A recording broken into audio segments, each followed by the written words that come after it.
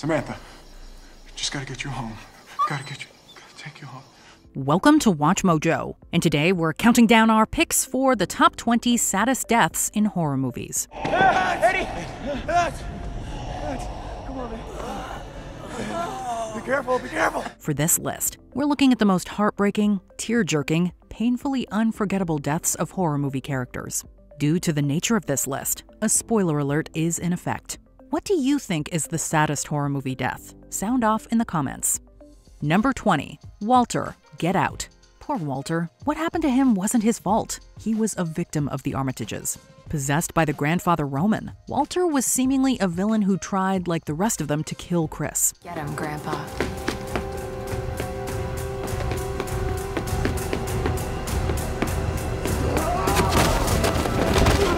But upon being awoken from the sunken place by Chris's phone camera flash, the real Walter saves Chris from a similar fate. We only get to see the real Walter for a few moments out of the whole movie, but in that short period of time, he proves himself to be quite brave and selfless.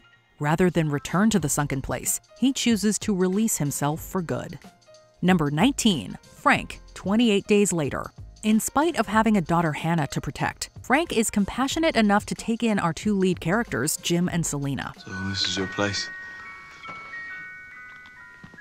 It's nice. While taking in one moment's rest from the constant running from the infected, a single drop of infected blood falls into Frank's eye. Watching the great protector turn into a rage monster is sad enough, but what makes his death truly tragic is having to watch him desperately push his daughter out of harm's way. And more than that, she has to watch as he's brutally killed by soldiers. Stay away from him! Keep away from the body! Number 18. Helen Shivers, I Know What You Did Last Summer. Part of what makes this one so devastating is that she was so close to escaping. So then he killed him with a fish hook. Yes. And did this fisherman guy use the same hook that cut all your hair off? Just a few more steps and she would have made it back to the parade, safe from the fisherman. But she forgets one of the cardinal rules of horror movies. Don't look back. The pageant queen Helen is hardly the damsel in distress. She does a fairly good job of fighting off the fisherman on her own and could have easily achieved final girl status. But as she's running down the alley towards safety, she takes one last look behind her and gets got. With some of the other characters, you don't really care so much when they die, but Helen doesn't deserve what she gets. Number 17. Grace, Black Water. This one is a pretty interesting death for a horror movie, especially for this kind of creature feature. What's that? What? I don't know. Grace doesn't get eaten by the big bad alligator, or even drown in the swamp. She dies off camera from blood loss after previously getting bitten. In a way, the lack of drama and violence is exactly what makes Grace's death so tragic. While we're all distracted by her sister Lee fighting the alligator to death, we don't even realize Grace is dying all alone. We all cry right along with Lee as we realize what happened. Grace.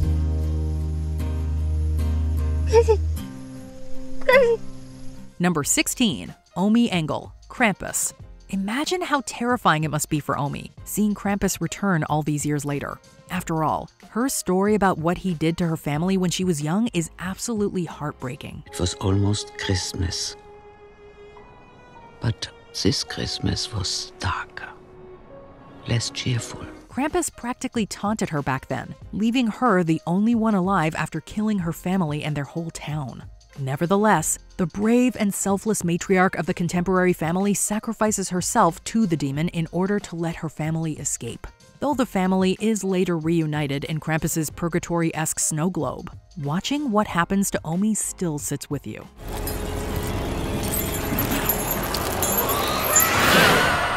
Number 15. Father Damien Karis, The Exorcist. There are a lot of deaths in this movie, but Father Karis's definitely hits the hardest. He just wants to help Reagan. Now, I want you to tell me that you know for a fact that there's nothing wrong with my daughter except in her mind. You tell me you know for a fact that an exorcism wouldn't do any good. You tell me that! No matter how many times the possessed girl abuses him, he keeps returning to that room again and again. The demon inside Reagan cuts him where it really hurts. His devastation over his mother's recent death. That is hardcore. Her physical attacks are brutal, but this mental and emotional assault is absolutely devastating. The priest insists that the demon take him instead, and oh man, it does. He sacrifices himself to save Regan. Number 14, Charlie Graham, Hereditary. Although not necessarily the saddest death on this list, this one is definitely the most shocking. Based solely on the trailer for this movie, you definitely expect some terrifying and gruesome deaths, but you would never expect that the lead up to all the action is this one. After Charlie has an allergic reaction at a party, Peter attempts to rush her to the hospital. It's hard to breathe. What do you mean? I think my throat's getting bigger. Perhaps he should drive a bit more carefully, because what happens to Charlie is truly horrific. And what's even sadder is that the family can't even properly mourn her because they end up being plagued by greater forces at play. Definite bummer. I wish I could shield you from the knowledge that you did what you did, but your sister is dead! Number 13, Nancy, The Final Girls. With the plurality of the title, it's easy to be hopeful that somehow both Max and Nancy will make it to the end. But unfortunately, that would be false hope. Oh, am I ever gonna live that movie down? I mean, it was 20 years ago. Honestly, if you ever become an actor, don't ever do a slasher flick. The most depressing part of Nancy's death is that Max has to see her mom, named Amanda in the real world, die twice. Once in a fatal car accident, and again in the movie world when she gives up her shot at being the final girl and sacrifices herself to save her daughter. We had no idea this hilarious horror comedy would get so emotional. I love you.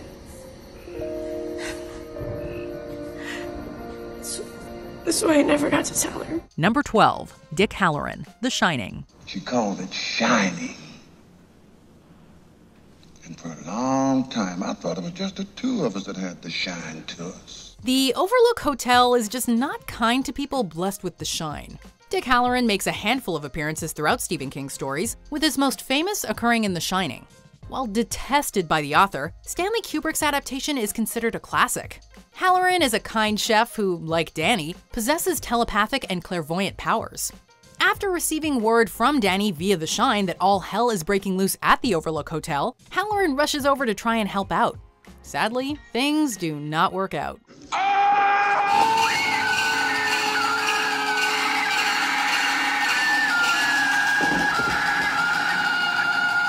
Number 11, Suk-woo, Train to Busan.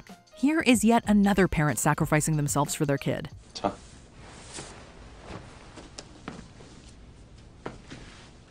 잊은 줄 알았지? 생일 축하해. As the zombie epidemic quickly moves through the passengers on the train, Suk-woo does everything he can to keep his daughter Suan safe. Actually, he's one of the few who doesn't end up betraying the other survivors.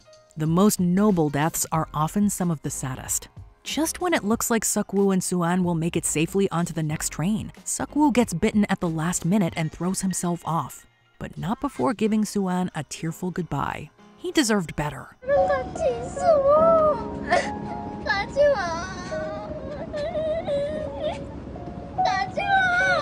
Number 10, Emmett DeWitt, 10 Cloverfield Lane. To answer with some dignity, or I swear to God you're going into this barrel while you're alive to feel it. It was me. You know what? Maybe fighting an alien race is safer than being stuck in a bunker with a madman. Following 2008's Cloverfield, 10 Cloverfield Lane largely ignores the monsters and focuses on a group of humans hiding out in a bunker. Michelle was kidnapped by John Goodman's Howard, who explains that he did it for her own safety, while Emmett actually begged to get in. After learning that Howard is in the abduction business, however, the two hatch an escape plan, only to get caught in the act. Emmett takes full responsibility before being shot dead by Howard. To add insult to injury, Howard later dissolves Emmett's body in acid. I accept your apology.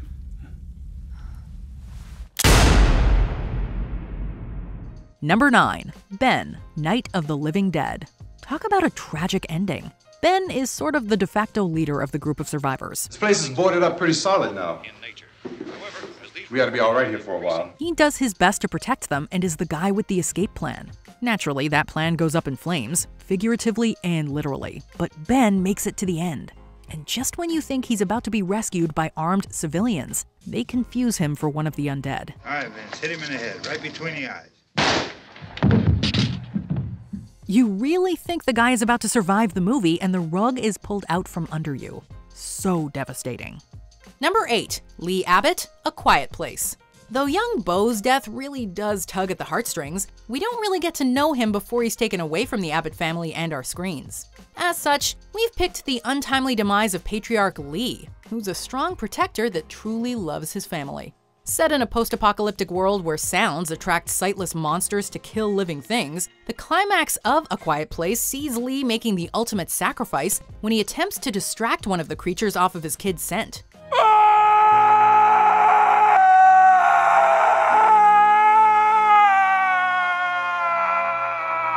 This allows Reagan and Marcus to escape and go back to their mother and newborn sibling, only for them to have to continue the fight at the farmhouse.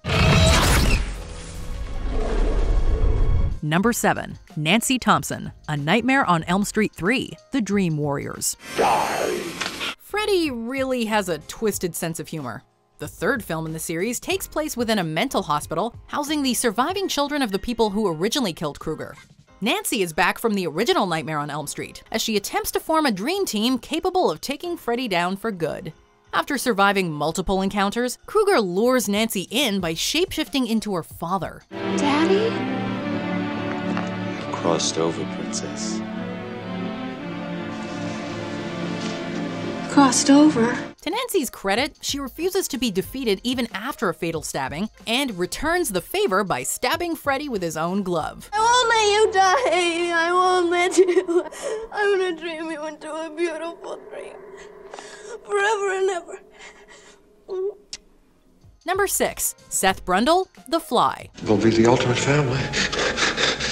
A family of 3 joined together in one body. David Cronenberg's 1986 remake of the film by the same name, The Fly follows Seth Brundle, a highly intelligent but eccentric scientist who holds the key to instant teleportation.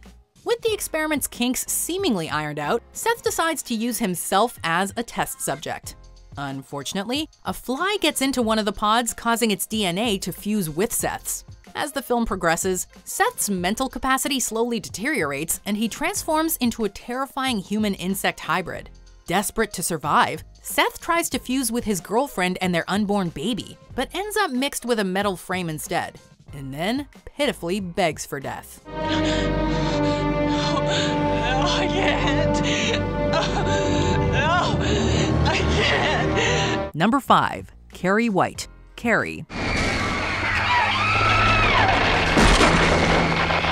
Just in case someone missed the memo, picking on people is bad and can lead to dire consequences. Carrie is based on the Stephen King novel and stars Sissy Spacek as the victimized title character.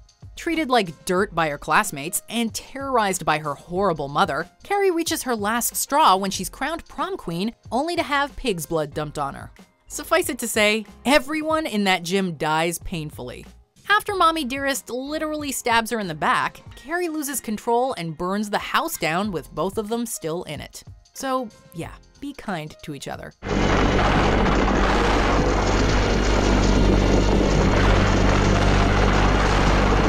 Number 4. Dewey Riley, Scream. Dewey has been a fan favorite character since the beginning of the franchise. I was worried about you. Yeah. I heard about what happened and I was on the next plane. Can we talk? Yeah. He's the lovable surrogate big brother to Sydney and better half to Gale, not to mention reigning champ of stab wounds. But this franchise is no stranger to killing off fan favorites. Even Randy bites the dust in the second movie. Arguably, Amber is right though. Dewey has to die to make the stakes real. And obviously, it's the only thing that can possibly bring Sydney back to Woodsboro. But knowing that doesn't make his death any less devastating. It feels like losing an old friend. Don't lie, you cried in the theater when you watched Gale see the police roll him out in a body bag and realize he was really gone.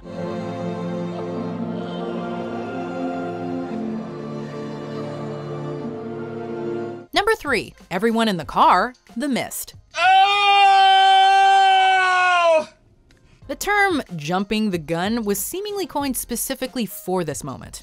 The Mist centers around a group of survivors who gather in a grocery store due to the onset of a mysterious mist, concealing creatures that kill anyone unlucky enough to be exposed. The film ends with David, his son Billy, and a few other survivors leaving the store in a car before eventually running out of gas. Instead of being eaten alive, they opt for a quicker death, leaving David to do the honors. Once everyone besides David is dead, because he runs out of bullets, the US Army shows up to reveal the creatures were defeated. 5 minutes was literally the difference between life and death.